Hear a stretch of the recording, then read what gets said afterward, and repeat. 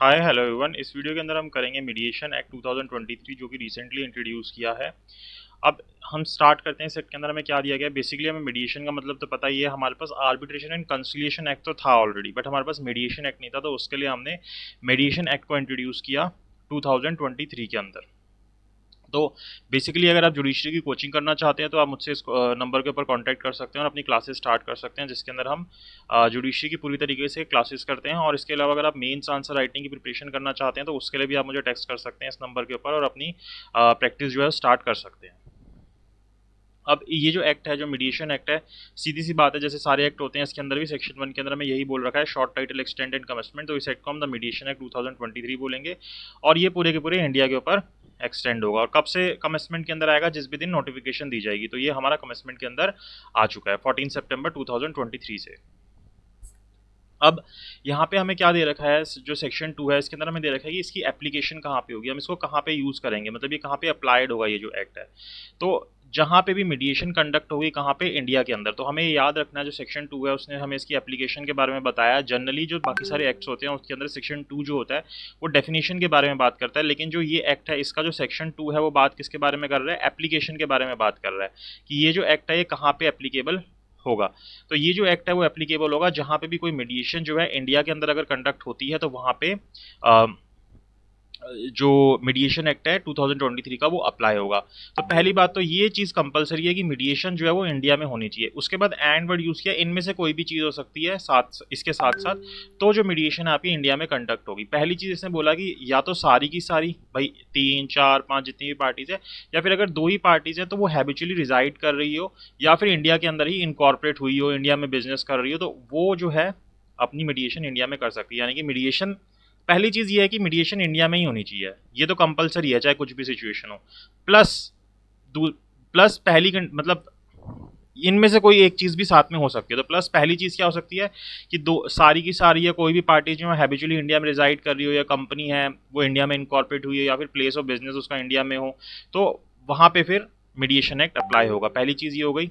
इसके अलावा और करके देखो, आपको हड़बड़ मिलेगा कि भाई मान लो ये नहीं है, तो अच्छा ये हो रहा है इसके साथ में कि मीडिएशन इंडिया में हो रही है और साथ में ये कंडीशन है, तो आप मीडिएशन एक्ट 2023 को अप्लाई करोगे क्या? कि अगर मीडिएशन एग्रीमेंट जो आपका हुआ था जिसके थ्रू आप मीडिएशन कर रहे हो, उसने क्या बोला है कि जो आपके डिस्प्यूट है वो किस तरीके से होने चाहिए, इस एक्ट के हिसाब से होने चाहिए। आपने अपने एग्रीमेंट में लिख दिया कि हमारे जो भी, जब हम अपने डिस्प्यूट को रिजॉल्व करेंगे मीडिएशन के थ्रू, तो उसके ऊपर मीडिएशन एक्ट के प्रोविजन अप्लाई होंगे। तो उस सिचुएशन के अंदर मीडिएशन एक्ट 2023 अप्लाई होगा जब मीडिएशन इंडिया में कंडक्ट हो रही है।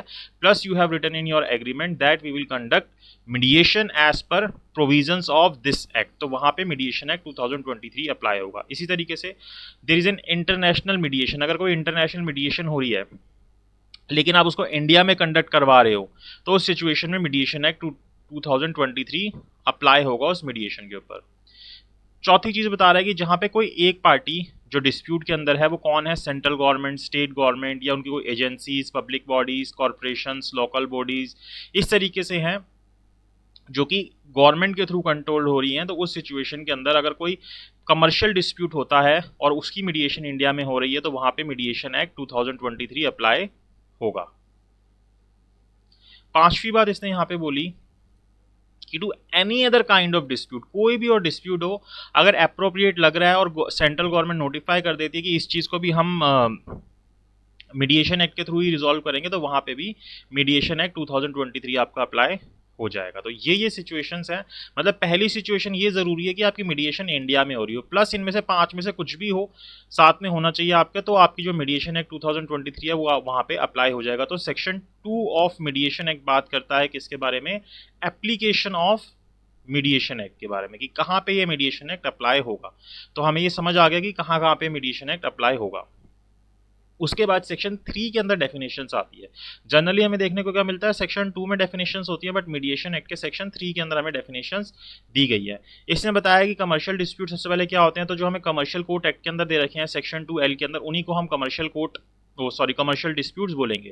ठीक है, सेक्शन 2L पढ़ते हैं, वहाँ पे हम उसने बता रखा है कि ये सारे नेचर के कमर्शियल डिस्प्यूट्स होंगे, तो उनको हम कमर्शियल डिस्प्यूट बोलेंगे। वही जो डेफिनेशन वहाँ अप्लाई हो रही है वही डेफिनेशन यहाँ पे भी अप्लाई होगी। कमर्शियल कोर्ट एक्ट मैंने पूरा पढ़ा रखा है, उसको आप पढ़ सकते हो, अगर आप सर्च करोगे आपको मिल जाएगा, प्लेलिस्ट में भी मिल जाएगा कंप्लीट एक्ट वाली।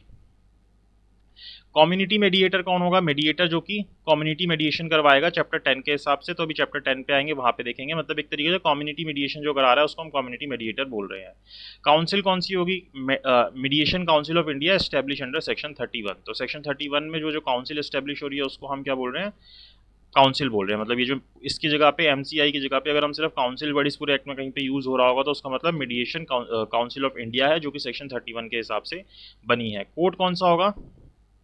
कोई भी कॉम्पिटेंट कोर्ट जो कि इंडिया के अंदर है, जिसके पास पिक्यूनरी या फिर टेरिटोरियल जुरिडिक्शन है उस डिस्प्यूट को डिसाइड करने की, चाहे वो सब्जेक्ट मैटर से ही क्यों ना हो, उसको हम कोर्ट बोलेंगे।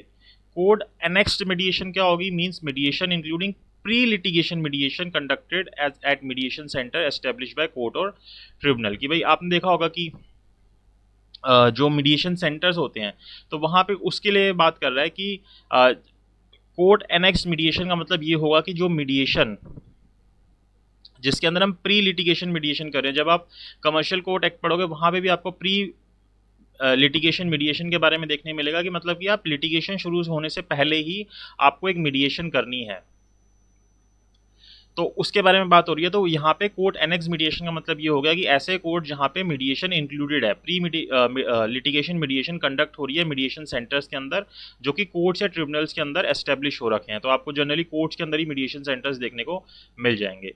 देन इंस्टीट्यूशनल मीडिएशन क्या होती है? Mediation conducted under the edges of a mediation service provider. कुछ मीडिएशन सर्विस प्रोवाइडर्स होते हैं जो जिनका काम ही यही होता है। तो जब अगर वहाँ पे कोई मीडिएशन हो रही है तो उसको हम क्या बोलेंगे? इंस्टीट्यूशनल मीडिएशन बोलेंगे। देन इंटरनेशनल मीडिएशन कौन सी होगी? Mediation undertaken under this act and, पहली बात तो मीडिएशन कौन सी इस एक्ट के अंदर जो हो रही है, plus relate to commercial dispute arising out of legal relationship, कि आपकी किस तरीके की डिस्प्यूट है? कमर्शियल डिस्प्यूट है, तो उसके लिए जो हो रही है पहली बात तो ये आपकी फुलफिल होनी चाहिए।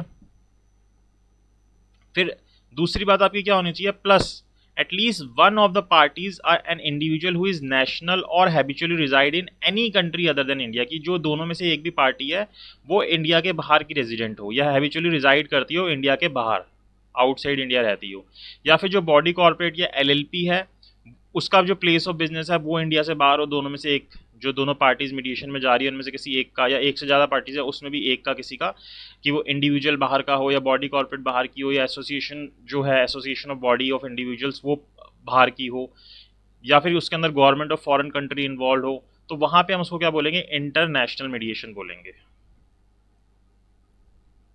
तो अगर आप कहीं पे आपके सिलेबस में ऐड होता है मीडिएशन एक्ट 2023 और एमसीक्यू में पूछा जाता है तो ये वहाँ पे आपको ऑप्शन के अंदर जरूर पूछ सकता है, देखिए कि इंटरनेशनल मीडिएशन इनमें से कौन सी होगी। तो आप इस तरीके से बता सकते हैं कि ये जो है इंटरनेशनल मीडिएशन होगी। फिर मीडिएशन बता रखा है कि मीडिएशन क्या होती है? process whether referred to by the expression mediation, pre-litigation mediation, online mediation, community mediation, conciliation और expression of similar import। तो इनमें से कोई भी वर्ड यूज कर लो जिसके अंदर आप एक तरीके से मीडिएशन कर रहे हो, चाहे वो आपकी मीडिएशन हो गई, प्री लिटिगेशन मीडिएशन हो गई, ऑनलाइन मीडिएशन हो रही है, कम्युनिटी मीडिएशन हो रही है, ठीक किसी भी इसी तरीके के वर्ड को आप यूज करोगे वो सब कुछ मीडिएशन के अंदर इंक्लूडेड है।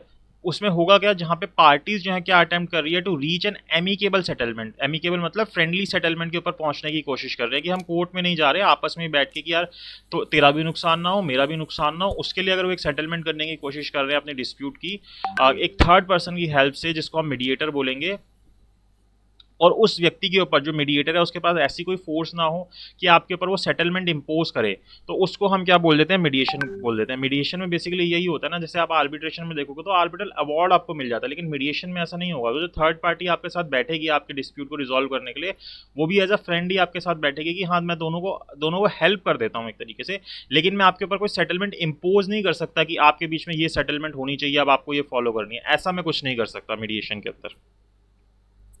तो उसको हम क्या बोल देते हैं? मीडिएशन बोल देते हैं। मीडिएटर हमें बताइए कौन होता है जो कि मीडिएटर का काम करेगा? एज ए मीडिएटर अपॉइंटेड हो रहा है पार्टीज के थ्रू जिनको किया, या जो भी ये सर्विस प्रोवाइड कर रहा है उसको हम मीडिएटर बोल रहे हैं। रजिस्टर वगैरह भी हो सकता है, मतलब आप काउंसिल में रजिस्टर भी करवा सकते हो। मीडिएशन एग्रीमेंट क्या है? जो सबसेक्शन अभी हमें देखने को मिलेगा 4 सबसेक्शन 1 के अंदर। Mediation communication means communication made whether in electronic form और अदरवाइज। आप किसी भी तरीके से कर सकते हो मीडिएशन कम्युनिकेशन, चाहे आप इलेक्ट्रॉनिकली करो चाहे वैसे करो, through anything said or done, any document, any information provided for the purpose or in relation to any course of mediation. तो मीडिएशन से रिलेटेड अगर कोई भी इस तरीके से कोई चीज़ कहनी है, कोई डॉक्यूमेंट शेयर करना है, कोई इन्फॉर्मेशन प्रोवाइड करनी है, तो उसको हम क्या बोल देंगे, मीडिएशन कम्युनिकेशन बोल देंगे।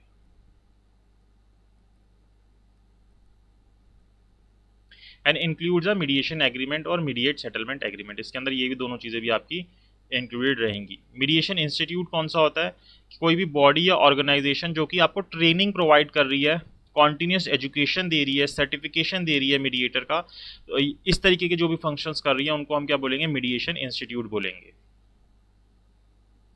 सर्विस प्रोवाइडर जो सेक्शन 40 सबसेक्शन 1 के अंदर आएगा, सेटलमेंट एग्रीमेंट सेक्शन 19 में देखने को मिलेगा। मेंबर कौन होता है, फुल टाइम या पार्ट टाइम मेंबर होगा काउंसिल का, उसके अंदर हम चेयरपर्सन को भी इंक्लूड करेंगे मेंबर टर्म के अंदर।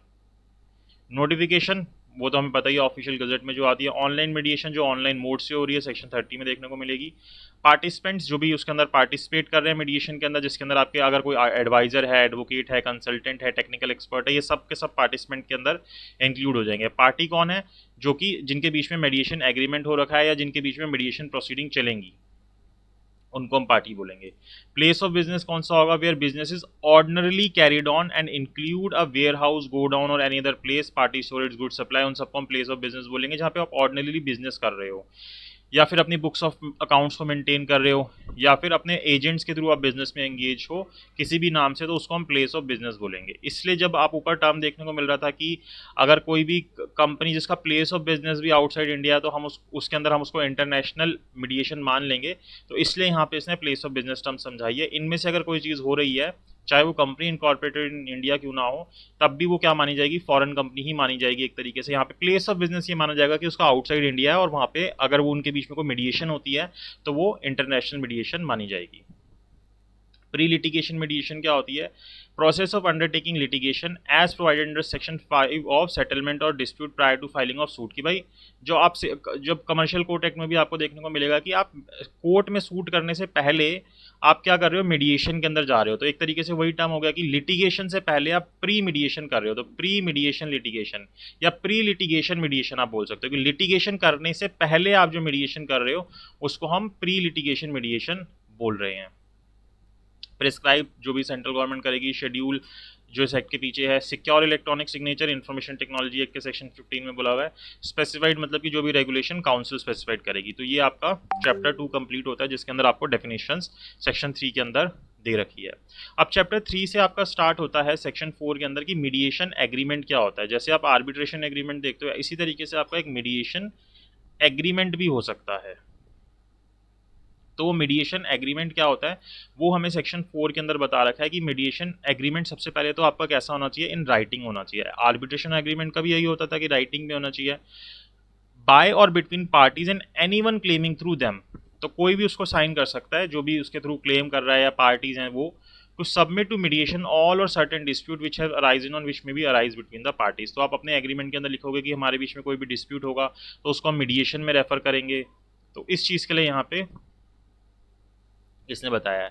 और मीडिएशन एग्रीमेंट तो यहाँ पे हमें याद रखना है कि राइटिंग में होना चाहिए। ठीक है, सबसे पहली बात तो ये है इसके अंदर। मीडिएशन एग्रीमेंट में भी in form of mediation clause, आप हो सकता है कि आप एक जैसे आर्बिट्रेशन का होता था कि आपने एक अपना एक मेन जो आप एग्रीमेंट बना रहे हो उसी के अंदर आपने एक पर्टिकुलर क्लॉज डाल दिया कि हाँ ये जो है बात आर्बिट्रेशन के बारे में कर रहा है कि अगर कोई डिस्प्यूट होगा तो आर्बिट्रेशन को रेफर होगा। ऐसे ही आप मीडिएशन का भी कर सकते हो कि आप अपने मेन ही कॉन्ट्रैक्ट के अंदर एक क्लॉज छोटा सा डाल सकते हो कि हमारा कोई डिस्प्यूट अराइज होगा तो उसको मीडिएशन के थ्रू रिजॉल्व करेंगे। तो आप पूरा एग्रीमेंट भी बना सकते हो और अपने मेन एग्रीमेंट के अंदर एक छोटा सा क्लॉज भी डाल सकते हो। तो सेपरेट एग्रीमेंट भी कर सकते हो या फिर क्लॉज के थ्रू भी आप मीडिएशन की बात को डाल सकते हो। राइटिंग में होगा if it is contained in or recorded as any document signed by the parties, an exchange of communication or letter including through electronic form as provided in, तो आप इस तरीके से भी कर सकते हो एक्सचेंज करके। A reference in any agreement containing a mediation clause shall constitute a mediation agreement if the agreement in writing and reference is such as to make mediation clause as part of agreement। वही बात बोलिए कि वो जो अगर clause है उसको हम एक तरीके से एग्रीमेंट ही मानेंगे कि आप मीडिएशन का एग्रीमेंट कर रहे हो। फिर जो पार्टीज होंगी वो एग्री हो सकती है किसी भी डिस्प्यूट को मीडिएशन में सबमिट करने के लिए arising between them under an agreement whether entered prior to rising of dispute और सब्सिक्वेंट देयर टू, कि भाई हमने अपने एग्रीमेंट में कहीं पे लिखा नहीं था कि हम मीडिएशन के थ्रू रिजॉल्व करेंगे, या हमने कोई सेपरेट एग्रीमेंट नहीं किया था मीडिएशन के लिए, बट अगर हमारा कोई डिस्प्यूट अराइज होता है तो हम उसको फिर भी मीडिएशन के अंदर भेज सकते हैं अगर हम चाहें तो। A mediation agreement in case of international mediation shall refer to an agreement for resolution in matter in commercial dispute referred to in clause 3 section 3 clause A के अंदर जो हमने देखा था।